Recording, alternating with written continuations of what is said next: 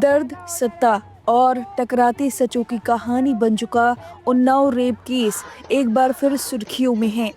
वजह है कुलदीप सिंह सेंगर को हाई कोर्ट से मिली राहत, जिस पर सुप्रीम कोर्ट ने तुरंत रोक लगा दी है। लेकिन अदालतों की इस खींचतान के बीच अब बहस सड़कों और सोशल मीडिया तक पहुंच चुकी है। पीड़िता ने एक चौंकाने वाला दावा किया है। उसका कहना है कि सोशल मीडिया पर एक पोस्ट तेजी से वायरल हो रही है, जिसमें कुलदीप सेंगर की बेटियों की ओर से 11 जनवरी को दिल्ली के जंतर मंतर पर क्षत्रिय सम्मेलन बुलाने की बात कही जा रही है। पीड़िता का दर्द सिर्फ यहाँ तक सीमित नहीं है। उसने भावुक अपील करते हुए कहा, हम भी क्षत्रिय समाज से आते हैं, लेकिन गरीब हैं। समाज को ये भी देखना चाहिए।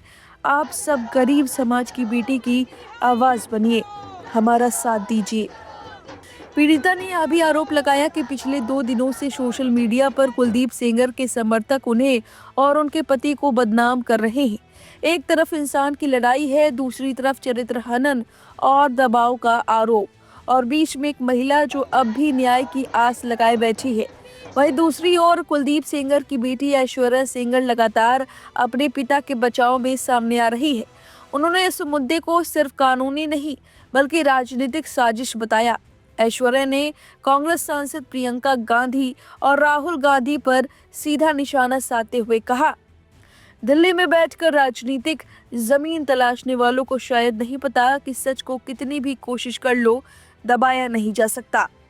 उन्होंने 2022 के विधानसभा चुनाव का जिक्र करते हुए कहा कि उन्नाव की जनता ने जमानत जब्त करने से पहले ही बता दिया था कि कौन सच्चा है और कौन झूठा। उस चुनाव में कांग्रेस ने पीड़िता की मां को टिकट दिया था, लेकिन उन्हें करारी हार का सामना करना पड़ा। अब चलिए आपको बताते हैं कि आखिर कौन है ऐश्वर्या सेंगर। ऐश्वर्या सेंगर दोषी ठहराए जा चुके पूर्व विधायक कुलदीप सिंह सेंगर की बेटी हैं। उनका जन्म उन्नाव में हुआ, लेकिन पढ़ाई के लिए वो दिल्ली आई। दिल्ली यूनिवर्सिटी के मिरांडा हाउस से फिलॉसफी में ग्रेजुएशन की है। डीयू की फैकल्टी ऑफ लॉ से कानून की पढ़ाई। आज ऐश्वर्या सोशल मीडिया पर बेहद सक्रिय हैं और अपने पिता को निर्दोष साबित करने की लड़ाई खुलकर लड़ रही हैं। एक तरफ पीड़िता की गुहार, हम गरीब हैं, हमारी भी सुनिए, वहीं दूसरी तरफ एक बेटी की जिद, मेरे पिता को झूठा फंसाया गया है। उन्नाव केस अब सिर्फ एक अदालत की फाइल नहीं रहा, ये न्याय बनाम प्रभाव, दर्द बनाम दलील और एक गरीब बेटी बनाम ताकतवर नाम की कहानी बन चुका है। अब पीड़िता के इस दावे पर आपकी जो भी राय है, हमें अपनी राय कमेंट करके जरूर दें। मैं आज तो माननीय सुप्रीम कोर्ट का बहुत बहुत धन्यवाद कर रही हूँ कि जो मेरे फेवर में थोड़ा मुझे राहत दी है, ताकि मैं आगे की लड़ाई लड़ सकूं।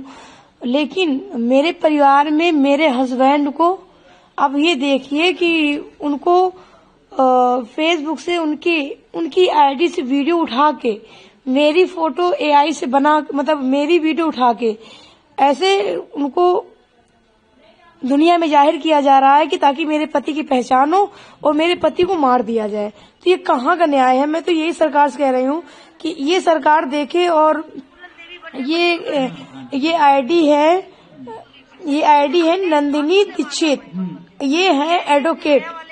ये देखो, ये चीज मेरे साथ में हो रहा है, मेरे हस्बैंड के साथ हो रहा है। अब ये बताइए कि मेरे हस्बैंड को भी ये लोग उजागर कर रहे हैं ताकि वो जॉब ना कर सके, नौकरी ना कर सके, तो इनकी रोजी रोटी न चले। ऐसे उजागर कर रहे हैं तो इनकी रोजी रोटी बंद हो जाएगी, ये लोग सब लोग आत्महत्या करके मर जाएंगे और हमारे कुलदीप सिंह सेंगर बाहर आ जाएंगे। तो ये ऐसे किया जा रहा है। मेरी फोटो, मेरी वीडियो, मेरे पास 350 पेज का स्क्रीनशॉट रखा है। हमारा कुलदीप निर्दोष है। हमारा धीरू सिंह राठौर उन्नाव से, गाँव से हमारे खिलाफ मेरी फोटो वीडियो उठा के अपने फेसबुक में डालते हैं, ताकि ऐसे रेप विक्टिम के पति की पहचान हो, ताकि लोग मार सके। हमारे ब्रजभूषण शरण सिंह एक को मरवा सके, क्योंकि मेरे घर के कुलदीप सिंह सेंगर जेल में है, तो अंदर से मरवा सके। तो ये पहचान देखो कितना बड़ा खतरा है। ये पहचान से कितना बड़ा खतरा है। मेरे बच्चे छोटे छोटे हैं, दूध पीते बच्चे हैं। बताओ, बच्चियों को लेके कहाँ जाएंगे? मेरे पति को मार दिया जाएगा तो। और इसमें हाथ कुलदीप सिंह सेंगर का रहेगा, उनकी फैमिली का, उनके परिवार का, उनके नाते रिश्तेदार का, सहयोगी का, समर्थक, जितने भी उनके सहयोगी हैं। और वेशभूषा सर जी का पूरा हाथ रहेगा मेरे पति को खत्म करने का और हमें खत्म करने का, तो ये चीज गलत हो रहा है ना। मेरा पति डरा हुआ है, बताओ कैसे नौकरी करेगा, हमारी रोटियां और मेरी रोजी रोटी कैसे चलेगी। आप लोग बताइए ना, सब लोग बताएं ना, मेरे प्रधानमंत्री जी बताएं, मेरे योगी आदित्यनाथ जी बताएं कि गलत अफवाह उड़ाई जा रही। किसी की आईडी से वीडियो, किसी लड़की की रेप विक्टिम की फोटो नहीं रिलीज किया है। सुप्रीम कोर्ट का ऑर्डर है, एक बहुत बड़ा अपराध है कि किसी की पहचान करना बहुत बड़ा अपराध है। एक रश्मि सिंह सेंगर है, मेरी शादी होती है, मेरी फोटो रिलीज करती है शादी की, ताकि पहचान हो, मेरे पति को हमें मार दिया जाए। तो ये तो गलत हो रहा है ना, उनके ऊपर कार्रवाई नहीं हो रही, ऊपर मेरे सबके ऊपर। अगर अपने फेसबुक इंस्टाग्राम में अगर उनकी सबकी फोटो वीडियो डाल दें, गलत लिख दें, तो हमारे ऊपर वो लोग कार्रवाई कर देंगे। बट वो लोग बड़े हैं, उनके ऊपर कार्रवाई नहीं हो रही। तो ये मेरी कार्रवाई की जाए। मैं अपने मुख्यमंत्री योगी आदित्यनाथ जी के पुलिस से रिक्वेस्ट करती हूँ ताकि मेरी कंप्लेन लिखी जाए। अभी तक मैंने माकी एसओ को फोन किया है, अभी तक रश्मि सिंह सेंगर के खिलाफ अभी तक एफआईआर नहीं लिखी है। मैंने फोन भी किया है, मैंने आज रजिस्ट्री भी की थी। सीबीआई ने जानबूझ के हमें चार्जशीट किया। सीबीआई ने प्रेशर में आके हम पे इनके कहने पे चार्जशीट लगाई। हमारे पास इनका एक एक रिकॉर्ड है। एक बार हमारी बात प्लीज सुन ली जाए, क्योंकि हम भी बेटियां हैं, 8 साल से इधर उधर भटक रहे हैं। उनके साथ देने के लिए तो बहुत लोग हैं। हम अकेले ही कोर्ट जाते हैं। अगर वो हमें गाली देते हुए भी हमारे बगल से निकल जाती हैं तो उनके पास सिक्योरिटी है, हमारे पास मैडम सिक्योरिटी नहीं है। लेकिन प्लीज एक बार मेरे केस के जो सारे फैक्ट्स है वो तो लोगों के सामने आने दीजिए।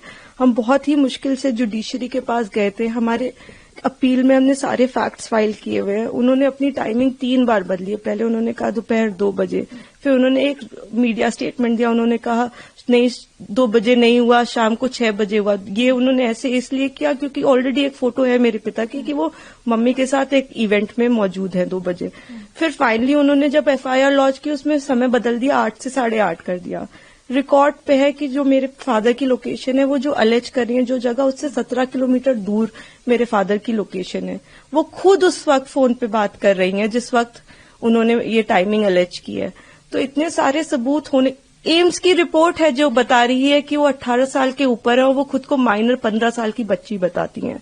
मैं बस ये आपके माध्यम से कहना चाहती हूँ कि मैं समझ रही हूँ कि आपकी भावना एक तरफ जुड़ी हुई है, क्योंकि आपने ये सारे फैक्ट शायद कभी सुने नहीं है और ना किसी ने हमें नहीं अप्रोच किया कि आप अपना आपके फैक्ट्स क्या है। किसी ने उनसे कभी पूछा कि आप एक सबूत दिखा दीजिए कि आपकी तरफ कुलदीप सिंह सेंगर ने कभी आंख उठा के भी देखा। मैं कह रही हूँ अगर वो दिखा दे तो फांसी दे दे, लेकिन आप इस तरह का अनड्यू प्रेशर बना के, वो उन्होंने क्या किसी को पता है कि वो एक पॉलिटिकल पार्टी से एसोसिएटेड है। 2022 में उनकी मां ने विधानसभा का चुनाव लड़ा हुआ है उन्नाव से। ये सब चीजें वो नहीं बताएंगे क्योंकि वो सब चीजें उनके नैरेटिव को सूट नहीं करता। हम भी 2 बेटियां हैं, 8 साल से ड्यू प्रोसेस, मतलब हम कभी धरना देने नहीं बैठे, हम कुछ नहीं किया, हम ड्यू प्रोसेस पे विश्वास रखते और आज भी हमें पूरा विश्वास है कि अंत में, क्योंकि हमारा केस इतना स्ट्रांग है, अंत में हमारी जीत होगी। लेकिन 8 साल हो गए। मैं आपसे हाथ जोड़ के विनती करती हूँ कि प्लीज एक बार मेरिट्स पे हमारा केस सुन लिया जाए। हम कोई दरिंदे नहीं है, हम भी नॉर्मल परिवार हैं और वो हमें कुछ भी पावरफुल बोल ले या कुछ भी कह ले, असल बात तो यही है ना कि 8 साल से इतने सबूत होने के बावजूद वो जेल में बंद है क्योंकि एक बार आपने ऐसा झूठा इल्जाम उन पे लगा दिया।